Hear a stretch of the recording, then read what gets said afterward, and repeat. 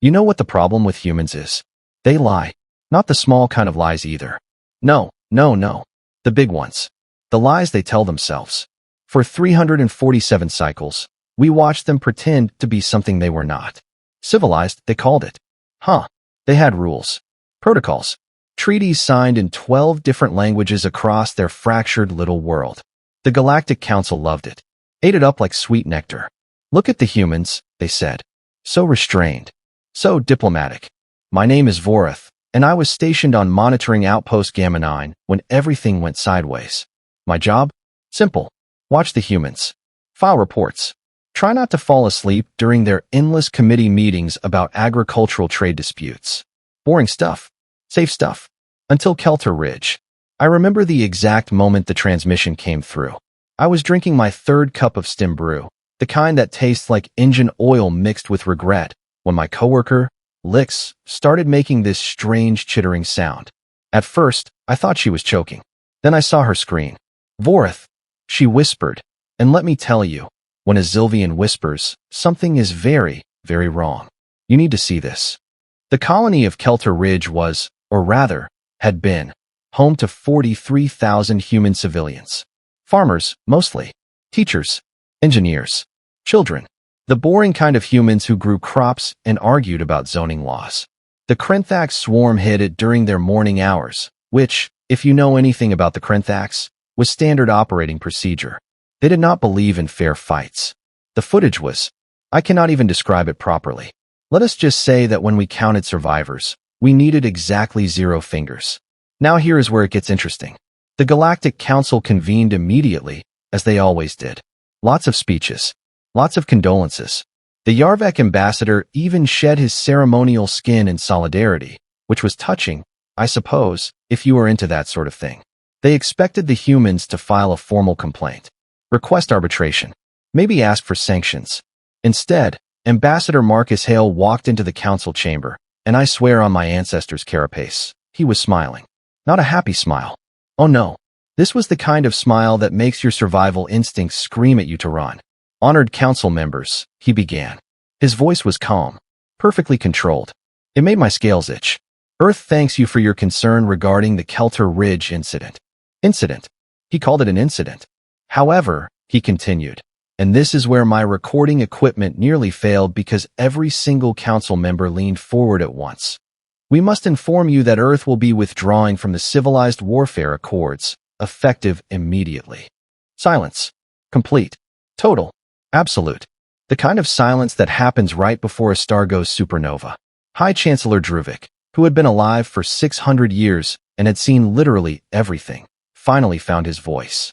Ambassador Hale, surely you cannot be serious. Those accords have kept peace in this sector for 2 millennia. They protect civilian populations. They establish rules of engagement. They protect no one. Hale interrupted, and the smile never left his face. As Keltar Ridge so beautifully demonstrated. This is madness, Druvik sputtered. You cannot simply abandon civilization because of one attack. Hale tilted his head, and I swear I heard something crack in the air itself. You are absolutely right, High Chancellor. One attack would be insufficient cause. His eyes hardened.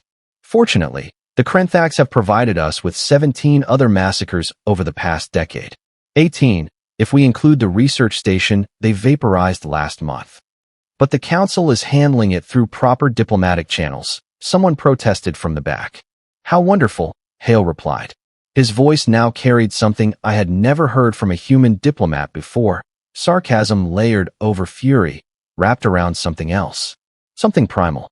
I am certain the 43,000 dead appreciate your thorough bureaucratic process. I am sure they are grateful, wherever the molecules of their vaporized bodies are floating now. The council erupted, everyone speaking at once, demanding explanations, threatening sanctions, begging for reason. Hale simply stood there, waiting. When the noise finally died down, he spoke again. Earth has a new policy regarding the Krenthax Swarm. We will publish it shortly. It is quite simple, really. He paused. Just one word. Every species in that chamber held its breath. Reciprocity. Then he left. Just like that. Walked out while the council screamed questions at his back. Lix turned to me, her eyes wide with fear. What does reciprocity mean? I pulled up the human definition on my translator. Read it once. Read it again. Felt my blood turn cold. It means, I said slowly, they are going to do to the Krenthax exactly what the Krenthax did to them. 3 days. That is how long it took for reciprocity to arrive. The Krenthax homeworld, Thexera Prime, was what you might call a fortress. Orbital defense platforms capable of vaporizing a moon.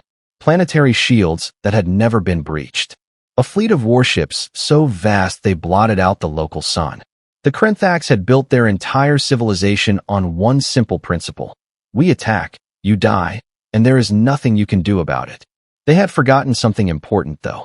They had forgotten to ask what happens when someone decides they no longer care about playing defense. I was still at my monitoring post when the human fleet emerged from slipspace. Now, when I say fleet, you are probably picturing something organized.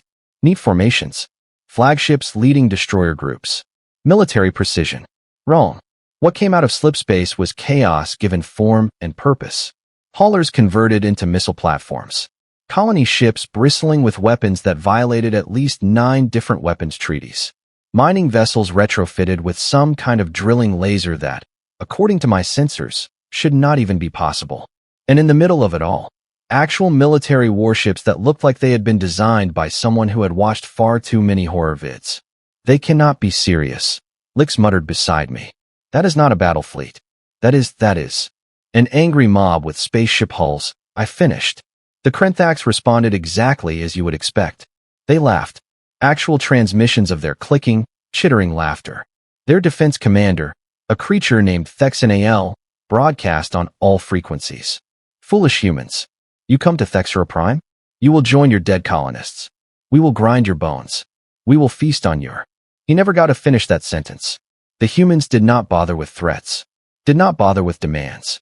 Did not even bother with traditional pre-battle hailing protocols. They just opened fire. But here is the thing, and this is what made my hands shake so badly I spilled stim brew all over my console. They did not target the military installations first. No, they went straight for the civilian sectors. Exactly like Keltar Ridge. By the ancestors, Lix breathed. They are actually doing it. The Krenthax orbital platforms tried to respond, but the humans had apparently spent those 3 days doing their homework. Every shot they fired struck a shield generator. Every missile strike eliminated a defense node. And those mining lasers? Turns out they cut through military-grade armor like tissue paper. Within an hour, Thexera Prime's shields were gone. That was when Captain Elena Reeves, commanding the human flagship Reckoning, sent her broadcast. I have listened to it 462 times since then. I have it memorized. Attention, Krenthax Swarm. You killed 43,000 of ours while they slept in their beds. While they ate breakfast with their children. While they lived their peaceful lives. You showed them no mercy. You granted them no warning. You gave them no chance. Her voice was not angry. That was the terrifying part. She sounded calm. Professional. Like she was reading a grocery list.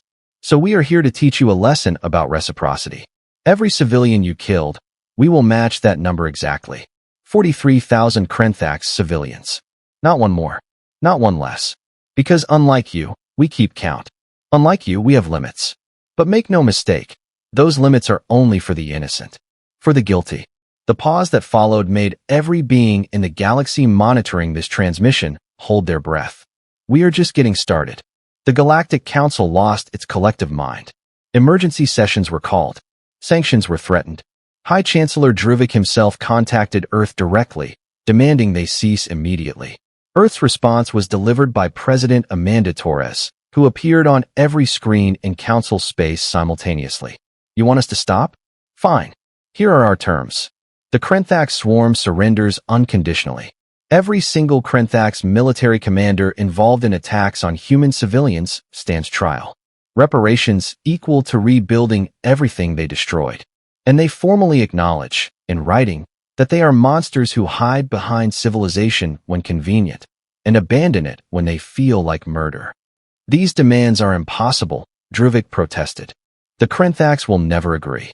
Torres smiled, and it was the same smile Ambassador Hale had worn. Then we continue. Because here is what you all need to understand. We tried your way. We signed your treaties. We followed your rules. We sat in your committees and listened to your speeches while our people died. And what did it get us? Keltar Ridge. So no, High Chancellor, We are done being civilized.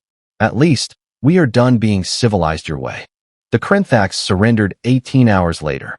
Unconditional. Complete. Total. Vorath here again, filing my final report from Monitoring Outpost Gamma 9, before I request a transfer to literally anywhere else. Somewhere quiet. Somewhere safe. Somewhere without humans. Because I finally understand the real problem with humans. They lie, yes. But the biggest lie they told was not to us. It was to themselves. They convinced themselves they had evolved beyond violence. Beyond revenge. Beyond the brutal mathematics of measured retaliation. They built their civilization on top of something ancient and terrible, covered it with laws, ethics, and diplomatic protocols, and then pretended the monster underneath had stopped existing. Keltar Ridge did not create the monster. It merely reminded the humans where they had buried it. And now the galaxy knows the truth. Humans are not civilized despite their capacity for violence. They are civilized because they choose to be, every single day, and that choice can be revoked. Sleep well, gentle species. The humans are being polite again. For now. If this story entertained or taught you something, please like and subscribe to our channel.